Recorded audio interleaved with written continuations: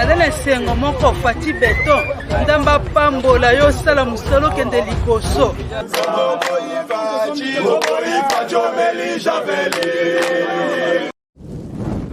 soi-disant bon naza licencié naza docteur en droit naza docteur en économie naza gradué mais bazoyiba bazodétourne soni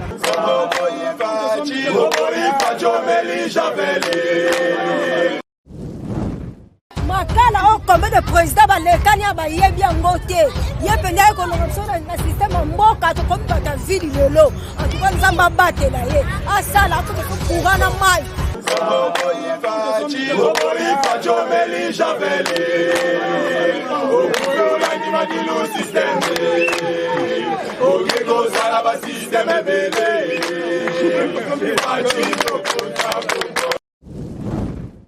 à travers Syndicat Télévision, depuis son bambote, Sika Pena le Lenge, vous avez colanda biso pe babon début de semaine, na batutu bolinga à travers Syndicat Télévision. Pour moni penza le Lenge bisika tous en direct de Senko et Sika plutôt que zapenda ba point de presse, ba déclaration. Ya moi na mboka penza wazabon o aza komema Senko na komo ya abeshule ay ko sala penza ba déclaration le Lenge tous a komona makambo ya senyezo kende kotokuna balingi kadimate kotokuna ezo pesa pena mbutu na ba église de réveil totike bino bolanda ba déclaration na bokebi nyonso bozo benko va nous faire une communication de la CENCO sur la profanation des églises catholiques et l'attaque de la résidence du cardinal Dieudonné Ambongo hier par des civils. Ensuite interviendra le deuxième moment. Ça sera pour l'occasion de poser vos questions au révérend pasteur Eric, qui est le secrétaire général et porte-parole de l'ECC, ainsi qu'à l'abbé Donatien, qui est le secrétaire général et porte-parole de la CENCO. Les deux sont les représentants de ces deux églises à la plateforme confession. Mal parler, fais-moi voir ce que j'ai dit de mal. Si j'ai bien parlé, pourquoi me frappes-tu? Jean 18, 23.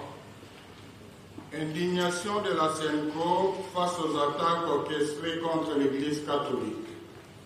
Nous, cardinal, archevêque et évêque membres du comité permanent de la CENCO, avons été peinés de lire la lettre de son Excellence Monseigneur Emmanuel Bernard Kassanda, évêque de Mbujimaï, datée le 26 juillet 2021, faisant état depuis le mois d'avril 2021 des actes abominables de profanation sur les lieux de culte, paroisses, grottes, mariales, hôtels, sanctuaires, etc. Actes allant jusqu'à sacraliser nos tabernacles où repose le très saint sacrement. Ce samedi 31 juillet 2021, nous avons été consternés de voir sur la toile une vidéo montrant le secrétaire général de l'UDSS, M. Augustin Kabouya, tenir des propos désobligeants à l'endroit de son éminence, le cardinal archevêque de Kinshasa, et de notre secrétaire général, les accusant entre autres de politiser l'Église. Juste le jour après, ce dimanche 1er août 2021, nous avons été une fois de plus troublés par les actes de vandalisme accompagnés des injures macabres posées à l'archevêché de Kinshasa et à la résidence de son éminence le cardinal par un groupe de jeunes non autrement identifiés qui, dans leur discours, ont repris certains propos du secrétaire général de l'UDPS. Notre peine est d'autant plus grande que toutes ces attaques manifestent une haine contre l'Église catholique. En effet, à cet effet, à notre connaissance, le cardinal n'a pas pris une position qui n'est pas celle de la CENCO dans le cadre de sa mission prophétique. La SENCO condamne fermement ces actes de violence inadmissibles qui sont une grave atteinte à la liberté religieuse et d'expression, mais aussi une entorse à la démocratie. C'est un grand recul sur le chemin de l'état de droit auquel aspire le peuple congolais. Pourquoi s'en prendre à la SENCO quand elle prêche la cohésion nationale? Pourquoi l'attaquer quand elle défend l'indépendance de la commission électorale indépendante, CENI? Elle ne fait qu'accomplir sa mission prophétique dans la recherche du bien-être du peuple congolais. Tout en condamnant ces actes ignobles, nous demandons à nos fidèles chrétiens et aux défenseurs de la démocratie de ne pas réagir violemment. La violence est l'arme de ceux qui manquent des arguments dans un débat démocratique et citoyen. Elle tue la démocratie qu'elle remplace par la dictature. La SENCO demande aux commanditaires de ces actes d'arrêter et au gouvernement de la République de prendre cette situation en main en identifiant ces inciviques qui ont opéré à visage découvert afin qu'ils soient sévèrement sanctionnés et que plus jamais pareille attaque ne se répète. Enfin, conformément à la doctrine sociale de l'Église, la SENCO réitère son engagement à poursuivre l'accompagnement du peuple congolais dans la consolidation de la démocratie et l'amélioration de ses conditions de vie. Pour l'amour des Congolais, la SENCO ne se taira point.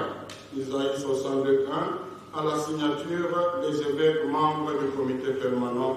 Je vous remercie. Merci beaucoup, M. l'abbé. Et Zaligala, le secrétaire. Nabukusi batata episkope oyo basanganaka na likite ya komite permanent bakomi mokanda moye mpona kolakisa na mokili boniboni Église catholique eyinami na boko bandeko na makambo ezanga ntina. Titre ya mokanda na bango ezali boye: soki nalobi mabe olakisa ngai epai nalobi mabe, soki nalobi malamu mpona nini kokobeta ngai? Jean 18:23.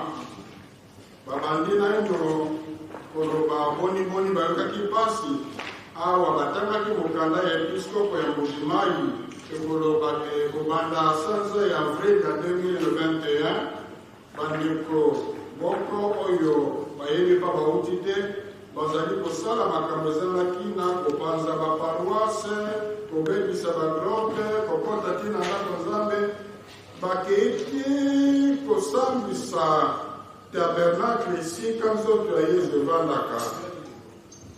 Mokolo ya posto eleki bayoki mpe mpasi mingi awa bamonaki video moko oyo ezali kolakisa secrétaire général ya UDPS M. Martin plutôt Augustin Kabund awa ezali koloba makambo ezali kozanga respect Augustin Kabuya Odinisa ezangi respect na kardinal na biso azali koloba ke ye na secrétaire na biso bazali kopolitize eklesia. Kaka mokolo moko nsima video na tokamonaki samedi dimanche toyekolanda luzoba oyo esalamaki na boko bagroupe ya bajeune bakei na archevêché mpona kobeta mabanga, baketi na résidence ya cardinal mpe na monoko na bango bazongeli mpe boko makambo oyo secrétaire général ya UDPS alobaki entre autres mocardinal azali kopolitize kokotisa politique na église. Batata episkopo balobi boye esali biso mpasi pamba te nyonso ezali kosalema wana ezali atake mpona moto moko te kasi ezali atake mpona eklese ya katolike mobimba.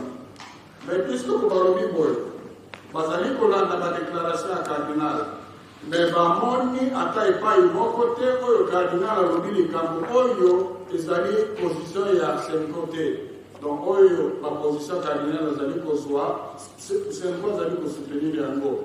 Soki molandi autant de messages de souka et avec, pour le monde qui appelle à la cohésion, pour le monde à appeler les Bazali pour le projet il y a loi ou il y a Noël de charité, parce que ce soit bien du congolité. Donc, les position cardinale, les position, il y a Sengo. Il y a voilà, la tête jusqu'au pour condamner Makamba Moubé, Motindo, voilà, eux, ils allaient dans le pote pour porter atteinte, donc ils allaient vraiment pour ça, la liberté religieuse, bon, somme, dans ce là, il y a des choses à la sous-souter. Liberté d'expression à la sous-souter. Ils allaient pour la démocratie, ils allaient sous cet état de droit. Bazali komituna pona nini bazali batwana bazali kosekana na Senko te awa Senko ezali kolukuluka kaka komoko ya ekolo awa Senko ezali komona mpona indépendance ya commission électorale nationale indépendante bosomi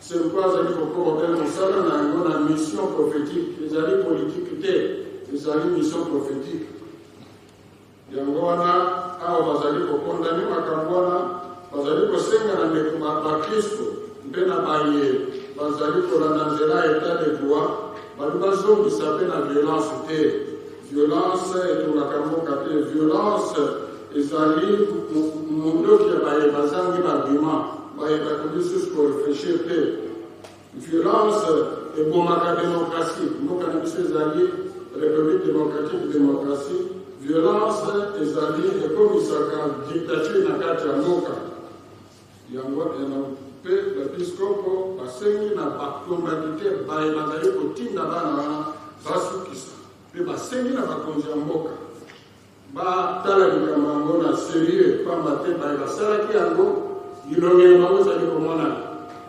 bazali bato basengeli koidentifie mpona kosanctionne bango mpe makambo ndenge wana ezonga lisusu te mpona bosukisi batata episkopo balobi boye oyo basalaka ezali na nzela ya doctrine sociale ya église ezali likama politike te yango wana balobi bakobanga te bakokoba engagement na bango mpona kokamba bana mboka Kongo na nzela ya kovandisa démocratie mpe ya kobongisa vi na bango mpe na bosukisi balobi mpona bolingo ya bana Kongo sempe kokanga monoko te sukia.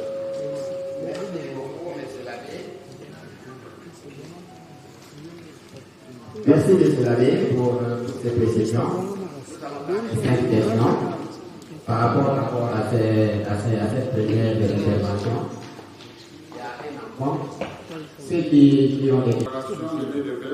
Le secrétaire général de l'UDPS, que les actes de vandalisme des jeunes, la Senko a fait, s'est limité à faire un constat. Le premier constat, c'est que les jeunes sont intervenus juste le jour après qu'on a pris connaissance de cette vidéo. Deux, dans les propos des jeunes, on retrouve aussi quelques propos, notamment l'accusation de la politisation de l'Église. C'est un constat des évêques, ainsi que leurs porte-parole, ils n'ont pas tiré de conclusions à chacun de juger.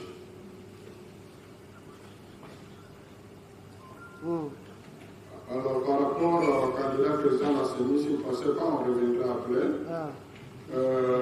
Par rapport à l'accusation de la politisation de l'Église, bon, je crois que c'est la mauvaise volonté parce qu'on s'est déjà expliqué plusieurs fois là-dessus. Ce que le cardinal, l'Église fait aujourd'hui, c'est ce qu'elle a toujours fait hier. Ce que le cardinal dénonce aujourd'hui, c'est ce que le cardinal Manon a dénoncé. C'est ce que le cardinal mentionne ou que certains ont diabolisé et puis ils ont canonisé. Donc c'est la continuité. Et Tchao, la même chose.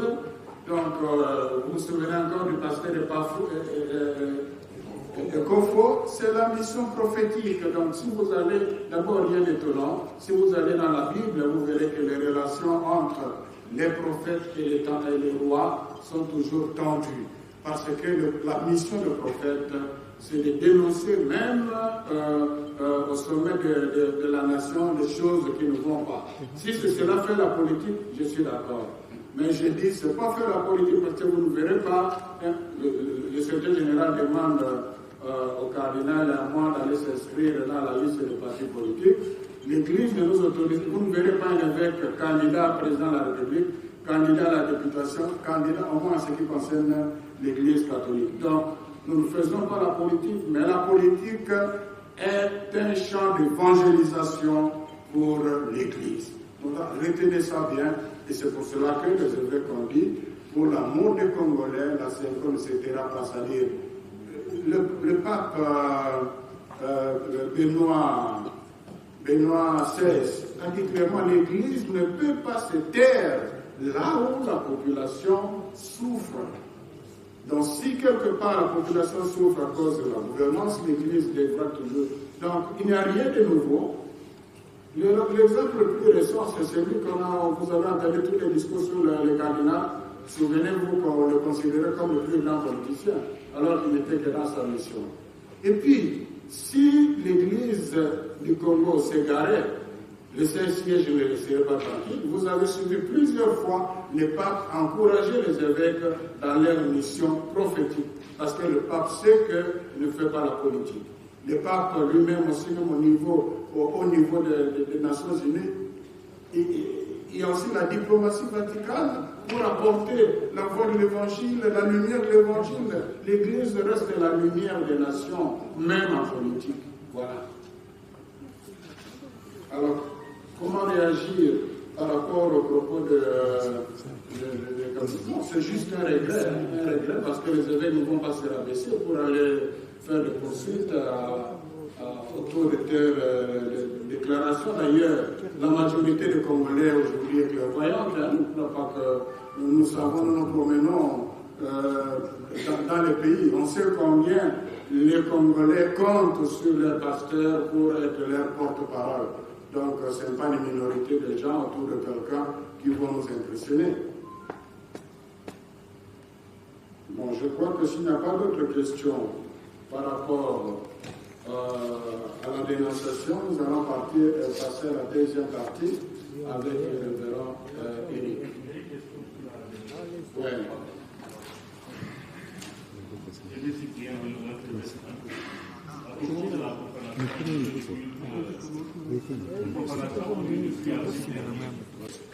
C'est l'occasion pour nous de vérifier ce que vaut notre police et ce que vaut notre justice, parce que ces gens ont opéré à visage découvert. Vous ne me direz pas que notre police, donc on saura maintenant si on a quand même une police d'investigation avec des éléments évidents comme ça. On saura maintenant avec la justice, ils doivent être sanctionnés, ce sont des gens facilement repérables. Et là, ce serait un constat malheureux si c'est le contraire qu'on observe. Donc ce n'est pas le moment de juger, c'est le moment d'observer. Voilà. Merci beaucoup. Comme nous l'avions annoncé, comme vous voyez déjà les... Merci beaucoup, M. Abbé. Merci à vous, amis de la presse. Je pense qu'il est important ici, nous avons noté juste 4 questions. Le plus important ici, c'est de dire ce qui a été décidé après la triste expérience des juin dernier, vous savez, avec la situation marginale. Rappelons ici que quand nous avons vécu la triste expérience du juin dernier, la plateforme des confessions religieuses avait levé une option claire sur un certain nombre de choses. Notamment, il fallait revoir la procédure dans la manière de déposer les candidatures. Ça, c'était un élément important. Deuxièmement, il fallait revoir la manière de traiter ces candidatures. S'agissant de la procédure, contrairement à ce qui a été fait avant, cette fois-ci, nous avions dit qu'il était important d'exiger à chaque confession d'amener au minimum 2 noms sur la liste. C'est pour éviter justement de se retrouver avec, un côté, une liste d'autant de candidats et d'autres confessions religieuses avec d'autres noms. L'idée ici, c'était de ramener les choses à l'équilibre. Et au-delà de cela, il a été autorisé à tout Congolais de pouvoir déposer sa candidature dans n'importe quelle confession religieuse. Déjà, c'était une manière de rationaliser la procédure pour éviter justement de dire qu'on a pris tel, on a refusé tel autre. Deuxième élément, on s'est dit qu'il faut éviter d'avoir des candidats inamovibles, c'est-à-dire des candidats de vie ou de mort. Les candidats que nous aurons au sein de la plateforme seront les candidats de la plateforme et non des confessions religieuses. Cela c'était pour éviter aussi une sorte d'appropriation d'une des confessions religieuses à des candidatures, puisque les consensus étant voulus comme un mode par excellence, il est tout à fait normal que toutes les confessions religieuses n'apportent pas de candidatures. Et c'est ce qui a été vérifié. C'est-à-dire, même si l'ECC n'avait pas de candidature, c'est lui qui sortirait au nom et pour les comptes des confessions religieuses, le serait pour tout le monde. Troisième principe, il a été dit, lorsque nous allons traiter les candidatures, nous devons éviter les candidatures déjà à problème. Ce que nous appelons un problème, c'est-à-dire à connotation politique. Et là, nous voulons préciser, quand nous parlons des connotations politiques, ce n'est pas simplement des candidatures prétendues du régime politique en place. Même des candidatures qui ont des liens avec l'opposition. Vous voyez? Et ça, c'est une nuance d'État. Et c'est par là que nous avons commencé. L'exemple est que pour les comptes de l'ECC, nous avions eu beaucoup de candidatures, bien qualifiées. Mais du moment où nous avons été alertés que telle candidature a des liens avec tel courant, nous en avons eu deux. D'abord, je reviens sur la candidature du pasteur Eyalé qui a été proposée. Si nous ne l'avions pas réduit, pourtant ce sont des choses non justifiées et non fondées. Mais seulement du fait que ça fait du bruit, qu'il a été candidat, et les partis qu'il a présentés, si bien qu'il a été comme indépendant, mais proche du courant Katumbi, sans même amener ses noms, déjà à l'interne de la commission qui a travaillé à l'ECC, a retiré les noms. Et c'est pareil avec l'Église catholique. Il y a d'autres candidatures qui étaient sur la liste de l'Église catholique. Du moment où nous avons été alertés que telle candidature a des liens ou des rapprochements, ou pourrait attirer des discussions, créer des polémiques, nous avons pris soin. Et c'est ce qui a été demandé à chaque confession religieuse de faire. Donc ce n'est pas un préalable calculé sur la personne qui est candidat X ou Y. C'était un principe général. Et tout au long du processus, on a cessé de le répéter. Donc je commence par là pour nous dire qu'il y avait déjà des préalables adoptés par un engagement collectif par toutes les confessions religieuses qui ne devraient plus faire l'objet des débats à ce stade. Arrivons maintenant au niveau de la procédure elle-même. Je vous donne déjà les tableaux pour essayer de répondre peut-être à certaines questions. Vous avez appris. Rappelons ici que la plateforme des confessions religieuses est régie par une charte. Et l'article 18 de la charte dispose que c'est le président qui a compétence. Et ça, c'est le principe élémentaire de toute organisation, de toute administration, de convoquer la réunion. Nous sommes ici en une réunion ordinaire convoquée sur base d'un objet clair, la désignation de nos candidats à la CEI. Je vous épargne des détails des délibérations, mais la particularité ici, c'est que tous ceux qui ont été retenus sur la dernière liste sont passés par des interviews. Et ça n'a pas été fait auparavant. Donc, tous les candidats au même niveau ont eu le même bénéfice et ont été écoutés de la même manière. Mais quand on arrive maintenant à l'examen des candidatures, il ne faut pas confondre l'audition des candidats par la plateforme et l'examen des candidatures par la plateforme. L'audition est ouverte aux candidats récipiendaires, tandis que l'examen revient à la compétence de la plateforme. Au niveau de l'examen, il y a deux aspects majeurs. Il y a les aspects liés à la technicité des candidats et il y a les aspects liés à la personnalité des candidats. Au niveau de la technicité, nous évaluons tout ce qui rentre dans la matière des gouvernances, de la mécanique électorale, les connaissances sur les fonctionnalités, l'expertise, les connaissances autour de la gouvernance électorale, du leadership électoral. Mais sur la personnalité du candidat, qui est pour nous l'élément crucial, nous évaluons l'indépendance du candidat vis-à-vis des politiciens. Nous insistons, on ne dit pas vis-à-vis du pouvoir, mais vis-à-vis des politiciens, opposants comme ceux qui sont au pouvoir. nous évaluons l'éthique du candidat, sa réputation, ainsi que tout ce qui rentre dans le leadership et le management électoral. Ce sont là les deux éléments sur lesquels on évalue. Et tous les candidats, les 4 sur la liste, sont passés au premier examen, c'est-à-dire sur les éléments techniques. En tout cas, il y a eu consensus sur ce point de vue. Quand nous disons consensus, c'est-à-dire il y a eu une grille d'appréciation qui a présenté les tableaux de chaque candidat. Et nous les avons alignés de manière consensuelle, il n'y a posé aucun problème. Mais c'est quand on arrive à l'évaluation des aspects de personnalité. Vous savez, quand les législateurs confient aux confessions religieuses la responsabilité de désigner le président de la CENI, il faut relier la pensée du législateur à la disposition constitutionnelle, au consensus dégagé à Sun City et aux réalités expérimentales du processus électoral. C'est là qu'on peut comprendre que veut dire le législateur. En substance, les législateurs considèrent que les confessions religieuses ont une caution morale, sont défenseurs de la moralité publique et incarnent l'indépendance de l'institution. La CENI n'est pas une commission parlementaire. La CENI n'est pas une institution politique. Elle est une institution citoyenne et partant indépendante. Donc la garantie suprême de la CENI, en tant que telle sur la base de notre constitution, c'est son caractère indépendant.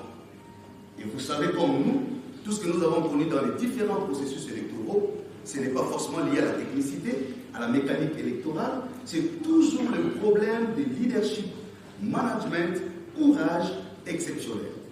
Et c'est ce qui a fait que notre communiqué du vendredi, vous l'avez suivi, signé par les 8 confessions religieuses, qui mettait en exergue le profil du candidat à la lumière de la loi, en insistant sur les aspects de l'indépendance, de la moralité, de la compétence, mais surtout mais aussi et surtout sur le courage exceptionnel de dire la vérité. Et donc quand nous arrivons finalement à cet exercice, il s'est posé un problème. Le problème, c'est des griefs qui sont soulevés, entre autres, sur un des candidats. On dit par exemple, il y a tel aspect des choses. Et je voudrais vous dire, les aspects, même quand nous avons fait les communiqués, quand vous entendez les intimidations, parce qu'on a suivi les débats à la télé, tous ces jours, le week-end, il y a une série de confusions. Ce n'est pas l'SCC qui a été intimidé, dit la CENI. Les intimidations, les dénonciations nous sont rapportées par nos collègues membres de la plateforme. Et c'est très clair. Si tel n'était pas le cas, ils n'auraient pas signé les communiqués. Les uns les autres, le moment venu, nous y allons mollo. Les uns les autres n'ont pas pu contredire. Séance tenante, ça a été rapporté. Et c'est là qu'il faut faire la différence entre les soupçons et les allégations. Il faut faire la différence entre les témoignages et les dénonciations. Quand on entend ces débats du droit en disant il n'y a pas de preuves matérielles, mais les juristes le savent, un témoignage vaut preuve, une dénonciation vaut preuve. Quand je vous dis que je ne passe plus nuit chez moi à la maison, parce que je suis victime de telles menaces, parce qu'on me dit si je ne pose pas tel acte, je subirai telle conséquence. Vous voulez quelle autre preuve matérielle? Et quand les choses sont rendues publiques, si les confessions ne les avaient pas rendues publiques, on aurait dit mais pourquoi tout ce temps ils n'ont jamais dit? Mais vous avez suivi un communiqué. Communiqué signé, j'insiste, par les 8 confessions religieuses. Si le problème de preuve s'est posé, c'est à ce niveau-là qu'il devrait se poser. C'est là qu'on a dit, nous ne signons pas ces communiqués parce qu'il n'y a pas de preuve de ce que nous affirmons. Donc il faut qu'à un certain moment, nous ayons tous le pied sur terre. Donc les faux débats qu'on veut soulever et dévier la question ne nous aidera pas. Je reviens dans le fait. Ce qui fait que quand on a mis en évidence tous ces éléments, les débats chez nous n'étaient pas de dire que les allégations sont fausses. Les débats qui n'ont pas trouvé consensus étaient plutôt de dire une partie, les SCLA-CENCO estime que ces allégations sont de nature à jeter les discrédits sur l'indépendance du candidat. Ça affecte son éthique et ça touche à la réputation des confessions religieuses. Nous avons aussi une crédibilité à préserver. Une autre partie estime qu'il faut relativiser les faits au motif de dire est-ce que ces gens ont dit la vérité ou pas. C'est là le vrai débat. Le débat n'est pas autour de l'existence de preuves. Le débat est au niveau, faut-il considérer les preuves comme valables ou il faut les relativiser. Nous disons, elles ne sont pas relativisées parce qu'elles ont dépassé le niveau du contenable. Vous savez, nous sommes l'église. Un chrétien qui commet une bavure, puis voir le prêtre ou le pasteur, confesse. Ça, c'est une chose. Si le prêtre sort l'affaire sur la place publique, il fait offense à sa clause de confidentialité, à son éthique.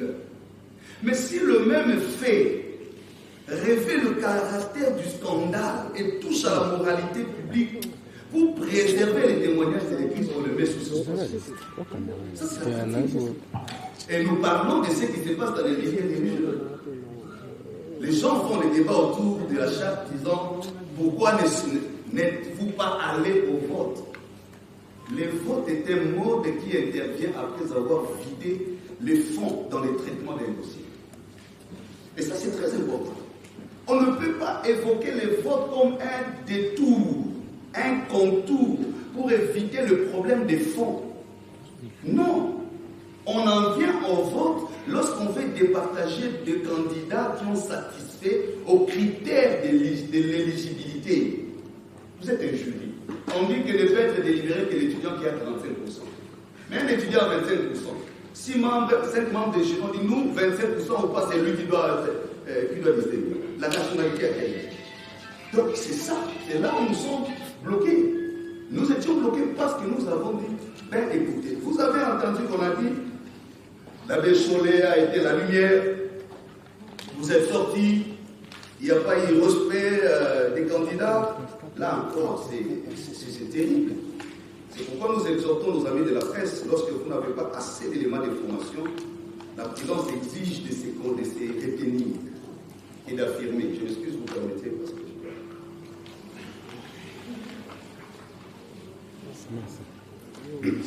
on a suivi ces débats. Qu'est-ce qui s'est passé? Les travaux ont commencé depuis 8h30 pour nous, disait État de la République. Nous avons travaillé jusqu'à après-midi, je pense, c'est la plénière à commencer. Il était 20h passées. C'est tout à fait normal. Ce n'est pas les temps qui nous inquiètent. C'est ça les débats démocratiques du reste.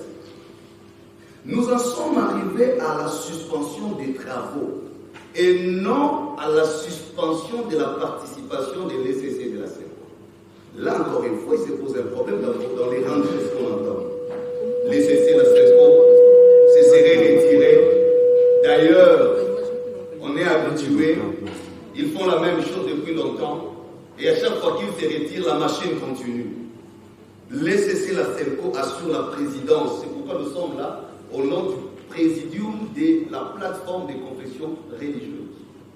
Le président a toute responsabilité à un certain niveau du débat. Lorsque le climat n'est plus serein, lorsque les esprits sont surchauffés, ça c'est la pratique des directions du débat. Il peut soumettre, il peut suspendre momentanément. S'il était encore journée, je suppose, c'est pas ce qu'il a dit, c'est moi qui réfléchis, il aurait dû suspendre pour quelques heures et répondre après. Mais je vous dis, il était 21h. Voilà les garanties données par le président avant de faire passer sa décision. 1. Il dit ceci. Je prends la responsabilité de contacter l'autorité habilitée. Donc, le président du Parlement. Parce que nous courons à un délai.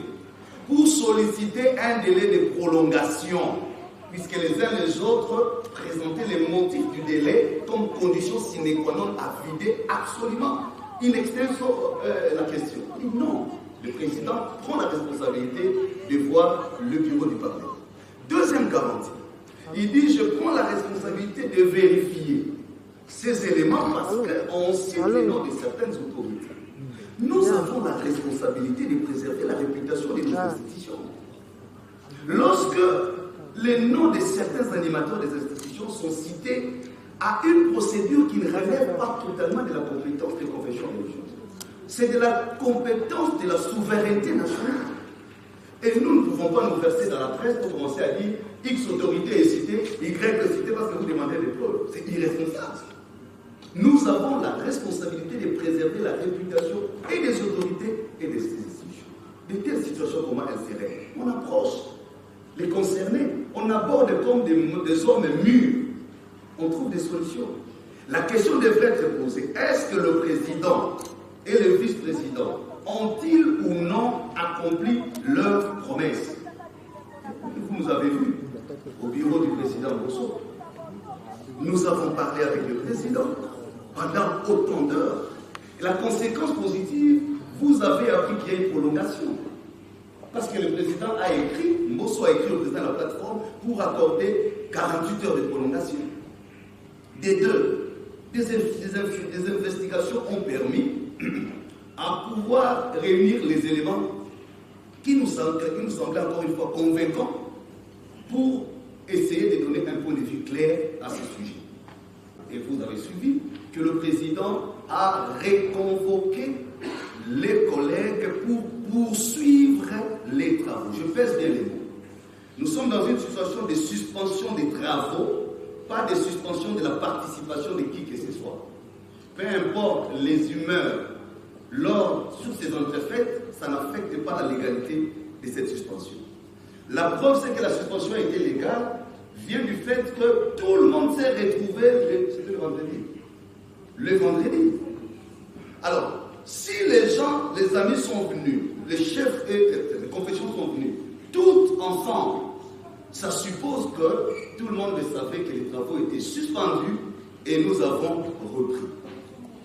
À la discussion de ces derniers jours, d'ailleurs c'était présenté dans les rapports, dans la convocation, déjà le présidium a donné une ouverture pour élaguer ce qui s'est dit sous la toile, qu'il y aurait intention d'imposer un candidat, qu'il y aurait intention d'en exclure X au motif d'appartenir à la tribu, ce qui est vraiment ridicule. Il y a tout ce qui a été dit. Voilà la proposition qui a été dans l'invitation. Le président dit ceci, après concertation avec son collègue. Première ouverture, nous enlevons les candidatures, parce que pendant qu'on parlait d'un candidat X, les autres ont aussi soulevé leurs éléments sur les candidats Y. Je voudrais préciser une chose. On ne reproche pas à un candidat le fait d'aller voir un président d'une autre confession religieuse pour solliciter un soutien. Ça, c'est légal. On ne condamne pas un candidat d'avoir une appartenance à un parti politique. La Constitution garantit à tout Congolais la liberté d'opinion. On ne reproche pas non plus à un candidat d'avoir eu des entretiens avec qui que ce soit, même avec un acteur politique. Mais on reproche qu'une candidature devienne un agenda politique. Il faut faire la nuance. On reproche qu'une candidature devienne une sous-traitance politique. On condamne que les confessions religieuses deviennent une sous-traitance politique. Pour l'opposition ou pour la majorité. C'est à ce niveau que les politiques vont nous respecter. C'est à ce niveau que nous allons prendre de la hauteur. J'ai soulevé cela pour vider la question des accusations de X ou Y. Si bien que nous avons donné les éléments de défense pour affirmer que les candidats qui étaient proposés dans notre camp, même si vous soulevez tel aspect, personne n'a prouvé qu'il y a eu corruption et nous n'avons pas condamné nos collègues, si pour ne pas les citer. Tout le monde parle des Kadima Denis. Nous cessons de le dire sur le plan de technicité, notre compatriote a un CV carré. Et ce n'est pas le fait de Kadima en tant qu'individu. Nous disons ici, le problème, ce sont les agendas. Je ne voudrais pas vous rappeler comment la procédure législative sur la loi portant organisation de la CENI s'est passée. Ça, on laisse derrière. Donc, c'est à ce niveau-là qu'on a fait la concession. Voilà la bonne foi de notre côté. Si on avait dit nos candidats ou rien, le Congo, le peuple aurait raison sur nous. Mais nous avons dit, nous sommes prêts de retirer nos candidats. Et nous vous laissons la possibilité d'en proposer pour vous que nous allions sur des bases sereines. Pourquoi? Ça revient à ce qu'on a dit au postulat. Il n'y a pas de candidature de vie ou de mort. Est-ce que si un candidat X n'est plus là, il n'y aura plus d'élection au Congo? On ne peut pas conditionner un candidat qui devient déterminant des élections. Non. On a dit pour notre bonne volonté, nous pouvons même retirer tous nos candidats. On a même fait des propositions. Même quand on était encore dans le processus, il y a des noms qu'on proposait. De certains collègues compétents qui étaient avec nous, mais qu'on a vu finalement retirer de la plateforme mystérieusement, mais qui pouvaient jouer des rôles. Bref, c'est là qu'on s'était bloqué. Nous avons dit voilà notre proposition. Si vous êtes d'accord, proposez un autre mot. On n'a rien à faire avec, aucun problème avec nos frères. D'ailleurs, l'autre qui est devrait être sacrifié pour rien, seulement pour montrer la bonne volonté que nous ne faisons pas de fixation sur les candidats. Qu'est-ce qui a été notre grande surprise? Je finis par là. C'est parce qu'on n'a pas accédé à cela. Je m'excuse. Nous étions dans la situation où les uns disent ça ou rien. Ça ou rien. Les autres ont dit on ne peut pas aller dans ce sens parce qu'il y a déjà tache d'huile et ça ne peut pas nous faire avancer. Conclusion. La conclusion, et ça doit être clair. La conclusion de ce qu'on a d'abord, on n'a pas élaboré un PV. La plateforme a fait un rapport des constats. Ce n'est pas un PV comme on entend. Les PV, les rapports se concluent sur une note. L'article 17 n'a pas été activé. On n'a pas été en mesure de trouver un consensus. On n'a pas non plus la possibilité d'aller au vote. Ça suppose les modes de désignation coulés en l'article 17 n'a pas été actionné. Nous avons remis à l'institution d'arbitrer cette étape des choses notre rapport. Qu'il existe un autre document que les uns les autres appelleraient PV, je voudrais juste vous rappeler, aucune majorité ne peut se construire dans l'illégalité. Si les députés de comment on appelle, Union Sacrée se retrouvaient à l'hôtel du fleuve Congo pour une réunion et qu'ils prennent toutes les options qu'ils veulent, c'est de leur droit. Mais prendre les options prises à l'hôtel du fleuve Congo, les ramener à l'hémicycle comme des décisions en caractère juridique, c'est que nous sommes en train d'humilier nos institutions. Parce qu'on ne peut pas avoir des documents dans une même organisation qui a statué sur le même objet et qui est arrivé à la même conclusion, dont document officiel signé par tous, déposé à la même institution. En réalité, le Parlement ne pouvait même pas recevoir des documents. En réalité. Parce qu'on ne peut pas à la fois recevoir les documents qui émanent d'une composante. Quand le président du Parlement communiquait avec la plateforme, il s'adressait à qui? C'est au président de la plateforme. Toutes les communications se passent entre le président du Parlement, de l'Assemblée nationale et le président de la plateforme. Alors, qui est 6, 8 ou tout ce que vous voulez, qui disent ça peut avoir tout ce que vous voulez. On peut appeler ça mémo, on peut appeler ça lettre d'amour et de loyauté. On peut appeler tout sauf PV. Parce qu'un PV requiert une procédure juridique. Il faut qu'il y ait qualité de celui qui l'établit. Il faut qu'il y ait qualité de celui qui le signe. Il faut qu'il soit discuté, adopté. Et c'était là qu'il peut revêtir un caractère juridique et opposable à tous. Je vous remercie. Merci, révérend. Je complète pour revenir à la question de Sonia. C'est-à-dire, les raisons qui ont fait que le SCC et la CENCO disent non au candidat X, il faut retenir ceci.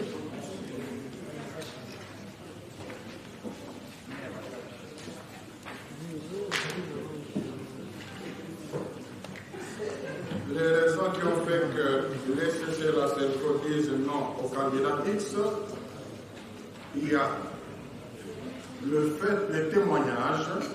On ne dit pas des allégations, des témoignages, pas de personnes qui ont entendu quelqu'un dire, mais des personnes concernées elles-mêmes qui ont dit qu'ils subissaient de pression de certaines autorités, de certaines personnalités, les enjoignant de voter pour les candidats.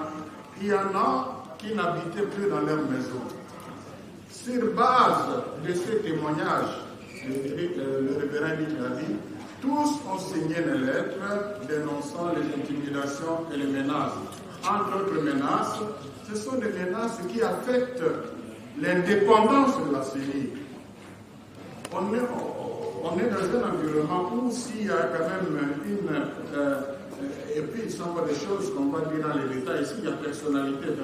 Deuxième aspect, aussi des témoignages, il y en a qui ont témoigné dans une plénière qu'ils ont été approchés par X personnes citées pour voter ces candidats, moyennant une somme colossale. On n'a pas entendu ça dans les réseaux, dans la rue, et même on dit dans une plénière, et c'est dans un rapport. Et on a eu au moins 2 cas comme ça, alors que c'était dans la plénière. Donc, au regard des critères que nous sommes fixés nous-mêmes, comme a cru le révérend Eric, ce n'est pas à cause de l'expertise des confessions religieuses qu'on leur a donné ce travail, mais c'est surtout à cause de leur moralité. Alors, Sonia Roller a posé aussi une question sur le deuxième candidat. Est-ce qu'on n'a pas confiance en lui? Non. C'est d'abord le degré de témoignage sont différents. Toutes ces qualités, mais il n'a pas l'âge. On peut relativiser l'âge. Vous venez d'éclaircir l'opinion nationale et internationale sur ce qui est en train de gangréner la confession religieuse à travers toutes ces plateformes. Qu'est-ce qu'on peut prendre d'essentiel au cours de votre sortie médiatique de ce lundi? L'essentiel était de fixer l'opinion, comme vous l'avez dit, sur toutes ces interprétations qui vont dans tous les sens. On a tenu à préciser ce qu'a été la procédure interne observée dans la désignation. On a expliqué le point qui n'a pas trouvé consensus. Ça n'a pas été autour d'un individu ou d'un candidat, c'était autour d'un principe. Le principe, c'est rassurer l'indépendance des candidats. Et les griefs qui ont été soulevés sont plutôt de nature à mettre en mal cette indépendance. Voilà pourquoi pour l'ECC La Senco, il était question de considérer ces griefs comme étant susceptibles d'empêcher l'indépendance. Les autres collègues ont estimé qu'il fallait relativiser. C'est à ce niveau qu'on n'a pas trouvé consensus. Et le deuxième point, c'est que nous avons précisé qu'il n'y a pas de document officiel, il n'y a qu'un seul document, qui est les rapports qui a constaté le non-consensus. Aucune opinion, majoritaire soit-elle, qui se réalise en dehors du cadre légal pourrait être considérée comme un PV. C'est ça la précision apportée. Donc le Parlement va voir ce qu'il faut faire, mais pour nous, nous restons ouverts à toute autre discussion pour empêcher d'un côté les glissements, de l'autre côté les tensions préélectorales. Nous avons besoin d'un processus apaisé, crédible et transparent. Nous l'avons dit depuis le début et nous restons engagés sur cette question. Révérend, que pensez-vous des PV qui a été déposé? Est-ce que c'était le président de la Senco ou bien le président des 8 confessions religieuses qui avait envoyé les 6 pour aller déposer ces PV, ou bien vous avez encore les CV que vous allez déposer d'une manière? Non, il n'y a plus de CV. Ce qui a été déposé officiellement, c'est les rapports. C'est les rapports qui a constaté l'absence du consensus. Il n'y a pas eu un PV. Donc le terme... bon, ceux qui ont déposé, je n'ai pas suivi qui a déposé, mais nous avons l'accusé de réception. Ce qui est vrai, le document est arrivé sur la table du président de l'Assemblée nationale. C'était le même jour de la déclaration du président. Exactement. C'était d'ailleurs quelques heures après. On n'a pas seulement voulu alerter l'opinion, c'était fini autour de 13 heures, c'était déjà déposé. Ce qui s'est passé le soir, c'est vraiment autre chose qui n'a rien à voir avec ce que nous avons fait. Merci, pasteur. Je vous remercie. Voilà, bolandi ba déclaration na boké bignon soit bon monde ba sali ba déclaration pe mo mboka besho la lobi azana problème penza na ba kasayete azape na problème contre le président de la République na bisoté. En tout cas, tous ces nouveaux s'abonner massivement bokoma bobenga biso na travers syndicat télévision boko sepela tout le monde est